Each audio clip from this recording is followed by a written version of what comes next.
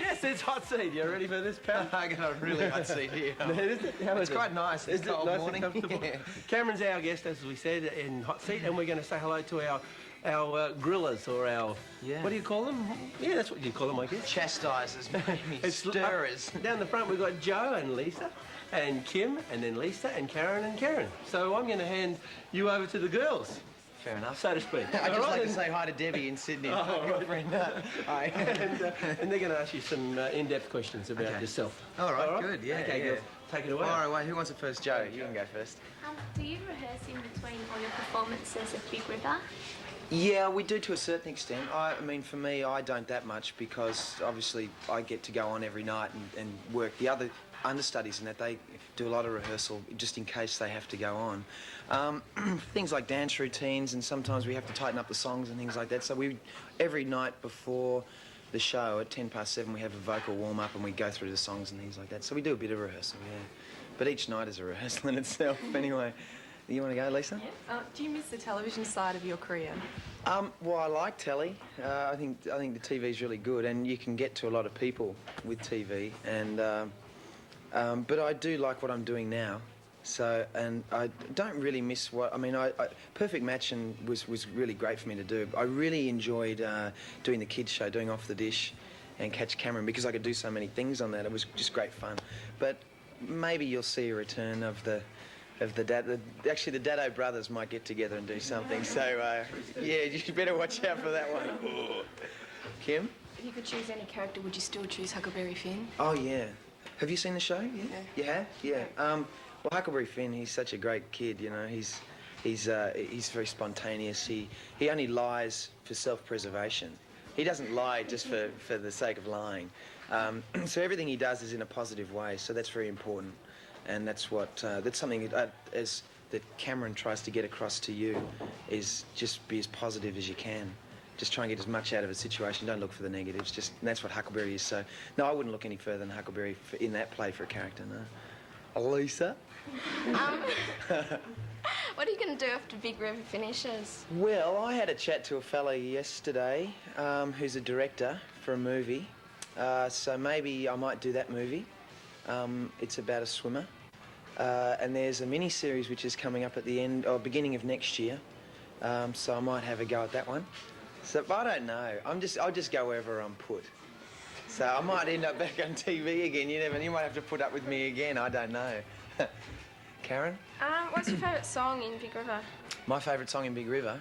Well, I really like them all. There's a song which Karen Knowles and Michael Edward Stevens and I sing called Leaving's Not the Only Way to Go, which is in the second act, which is where Huckleberry is torn between staying with this older woman, being Mary Jane, which is Karen Knowles, and Jim, his best friend, and it's his conscience playing on him, and that's a good song. Because it has something to say, and it's quite funny because my uncle went and saw the show the other week, and he reckoned that he'd had a pretty hard week at work and things like that, and all the hassles of life these days, And he woke up in the morning and said, "Did the morning come too early? Was the night like?" So I mean, people can sing it at any time. That one, yeah, Karen. How old were you when you first started modelling? I was 18. I was a Melbourne grammar boy.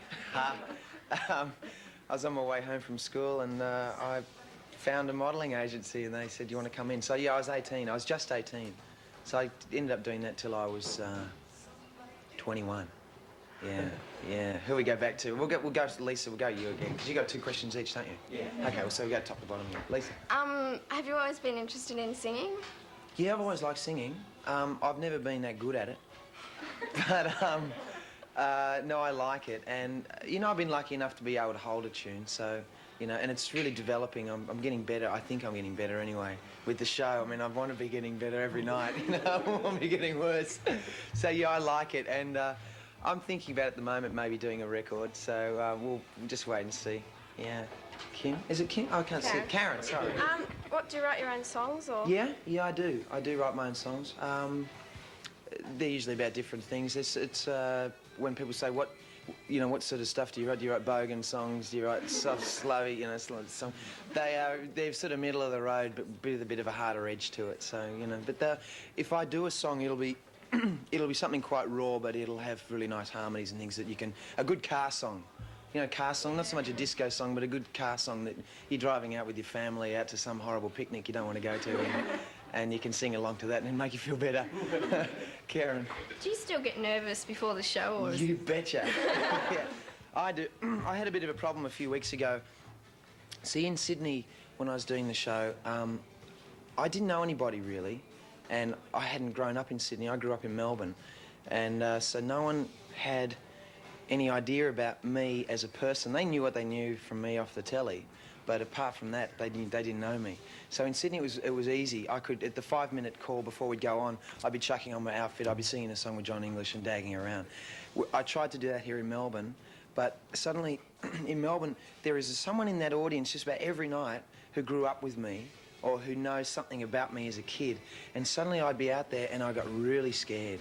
And there was one night, it was about 2 weeks ago, it was on Monday night, and Lockie, the youngest brother, had a bunch of his friends, and I was so scared. I went out there and it was just, it was a nightmare. And so I had to ring my voice coach in Sydney and ring a couple of other people who have been...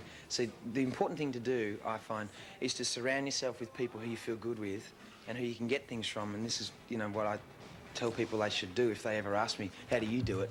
Surround yourself with positive people who you can get things from. So I rang up my support group and said, I'm having these major problems here, so what can we do? We fixed it up. So now I end up not warming up 5 minutes, I warm up 3/4 of an hour before the show. So yeah, that's about the end of it. Joe? are you really exhausted after a performance? Yeah, yeah, particularly after Wednesdays and Saturdays, because we do 2 shows, Wednesdays, Saturdays, and I lose so much body fluid doing the show, just through sweat, obviously. Yeah, I get pretty tired. I went to a party the other night and they just, geez, mate, you look really drawn, because after the show you sort of walk up and it's like this. So I have to just drink Staminade and more Staminade, and that seems to do the trick.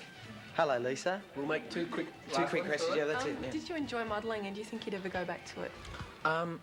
No, I'd never go back to it because I feel that I've moved on and I can touch more people with what I want to do now. Yeah, I did enjoy it. It was a means to an end. It got me overseas. I made a lot of money, or not a lot of money, but enough money to do what I wanted to do, which is important. And it was great. And you could probably do it too. Yeah, I thought so. Kim? How and when did you first get interested in acting? You want a quick question? Just give us a date. Yeah, date. 3rd of 2nd. No. Acting, I was interested in acting probably in about year 7 at school. I played one of the boys in Oliver Twist, at my school, Peninsula, in Mount Eliza. And, but at that stage I had a really bad stutter, so I put that aside and said, no, I don't want to do that anymore, because it was too embarrassing, getting hassled too much. No one likes to get hassled, but I beat it, so I got there. Anyway, then I got interested again when I was doing Off the Dish. We'd write our own comedy skits and do acting skits and things like that. And that's when I realised, hey, this is really good fun. I like to get into this again. So I started studying with people from NIDA in Sydney and things like that. So that's about it. Did we answer them all? Thank you, Kim. Thanks, Kim. Thanks, everyone. Thanks, Ken. That was great. Yeah, no, fantastic. Yeah, well done. I used to stutter too. Did you have to do the Peter Piper, pick the pecker, pick Well, the I peppers? do. That's what I do now before I go on. Yeah. She sells seashells by the... Yeah. I did The all of offal that. of fiffle through fiffle. I didn't do that one, no. That's Well, your names if you do that Nibble one. not and never needs notice. All right. Yes, you Thank you, girls. We've got some gifts for all of you for coming in, and once again, thanks, mate. It was great. No worries. Yeah. Very informative. We're going to go over and join Marie, and she's going to draw another teen wheel letter.